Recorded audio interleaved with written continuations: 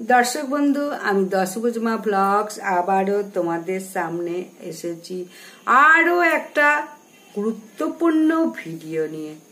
তোমরা প্রত্যেকে সুখে আছো, ভালো আছো এই কামনা করে, তোমাদের সুখ শান্তি কামনা করে আমি আমার ব্লগটা শুরু করছি। আজকে আমার ব্লগটা হলো বুধবার পূর্ণিমায় ভয়ঙ্কর চন্দ্রগ্রহণ, মরে গেলেও খাবেন না এই 5টি সবজি, পরিবারে নেমে আসবে দুঃখ, দুর্দশা, অর্থকষ্ট, নানান রকম রোগ।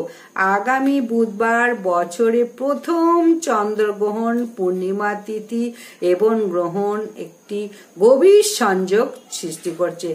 এই বিশেষ তিথিতে ভুলেও এই 5টি খাবার কিন্তু মুখে তুলবে না, পরিবারে চরম বিপর্যয়, দুঃখ, দারিদ্রতা নেমে আসবে।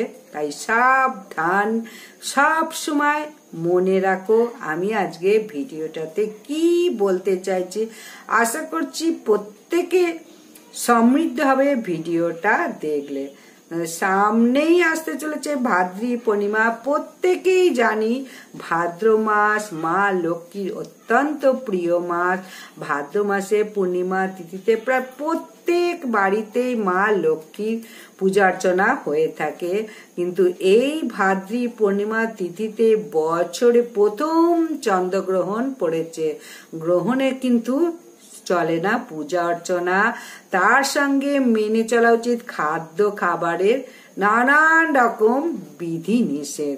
তাহলে এই বছর ভাদ্রী পূর্ণিমার তিথি এবং প্রথম চন্দ্রগ্রহণ 24 সালে, এই তিথিতে কোন কোন খাবার ভুলেও মুখে তুলবে না, এর ফলে সুস্থ নিরোগ থাকবে যদি এইগুলো না খাও। সুস্থ এবং সুন্দর শরীর রোগ জ্বালা যন্ত্রণা সব সময় যাতে আক্রমণ না করতে পারে, তাই চিকিৎসার পিছনে তো প্রচুর অর্থ চলে যায়। তাই খাদ্য খাবারের বিধিনিষেধ মেনে চললে এইসব আর হবে না। সনাতন ধর্মে যেসব খাবারের বিধিনিষেধ আছে তাই ভাদ্রী পূর্ণিমায় অবশ্যই মেনে চলো। এর উপরে আবার গ্রহণের যোগ, এই দিনটিতে আরো গুরুত্বপূর্ণ হয়ে গেছে, তাই সাবধানতা অবলম্বনও বেশি করতে হবে।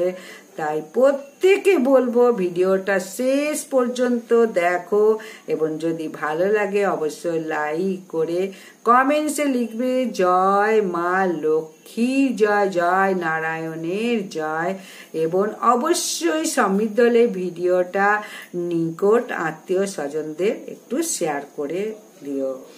আর বেশি দেরি নেই, ভিডিওটা আশা করছি পেলে প্রত্যেকে উপকৃত হবে।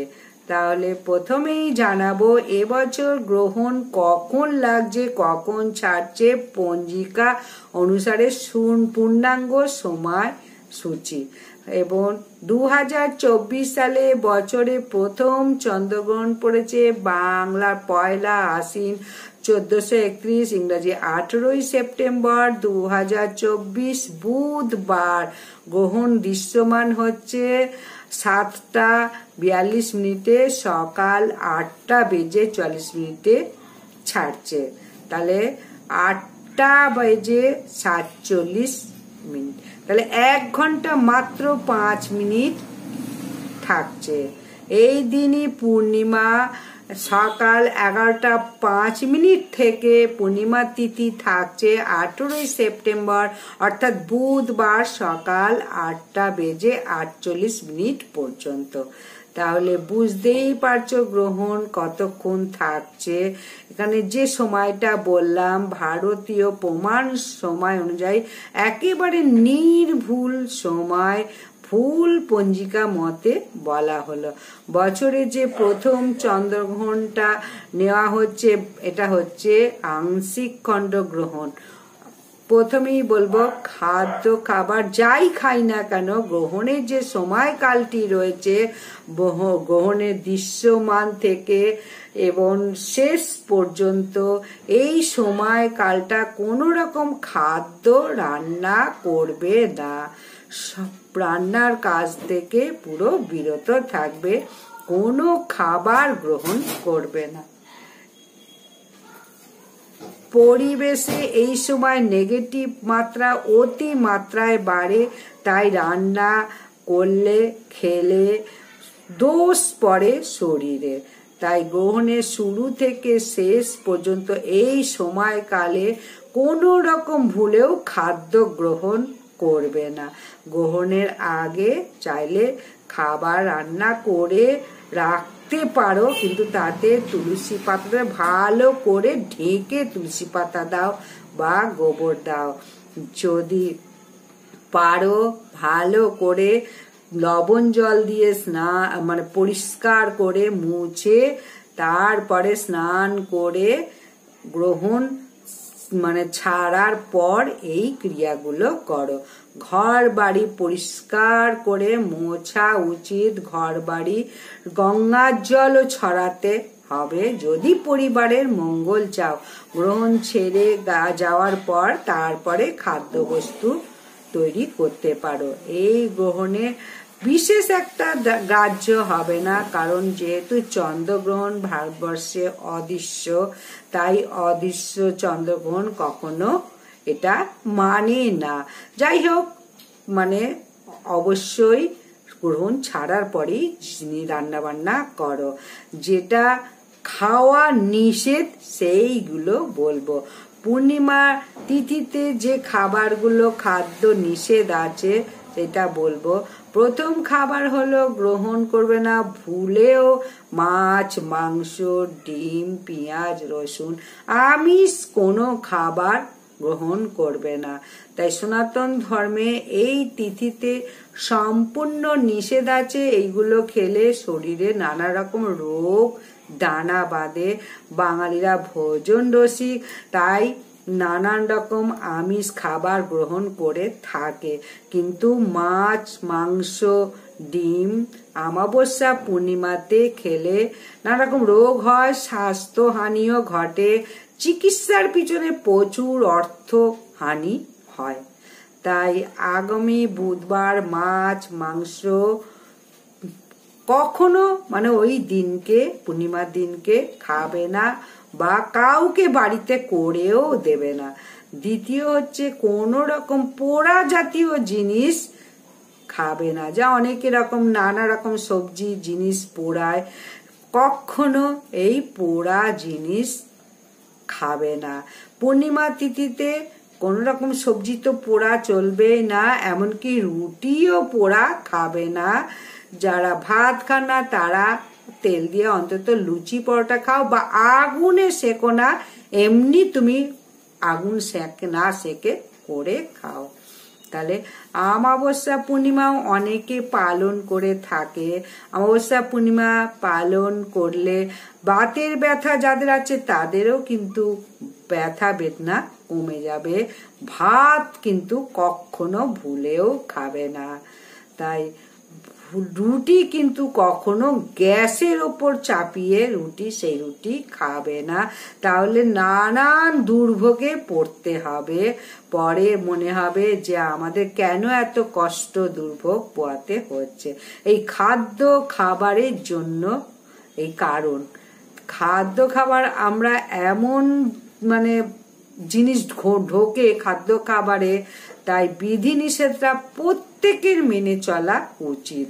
তৃতীয় খাবার হলো যেটা খাবার কোনো মোটেও খাবে না, তেঁতো জাতীয় খাবার কিন্তু খাবে না।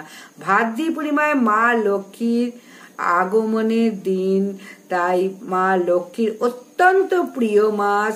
তাই ওই দিনকে কখনো পূর্ণিমা তিথিতে, যদিও ভাদ্রী পূর্ণিমা না পড়লেও কিন্তু ভুলেও খাবে না যে কোনো প্রকার তেঁতীয় উচ্ছে, করলা, নিম পাতা, যেটা স্বাদে তিক্ত এরকম তেতো জিনিস কিন্তু খাবে না। এতে তেতো খেলে তিক্ততা বাড়বে, বাড়ির লোকের সঙ্গে তিক্ততার সম্পর্ক বাড়বে, প্রতিবেশীর সঙ্গে তিক্ততার সম্পর্ক বাড়বে।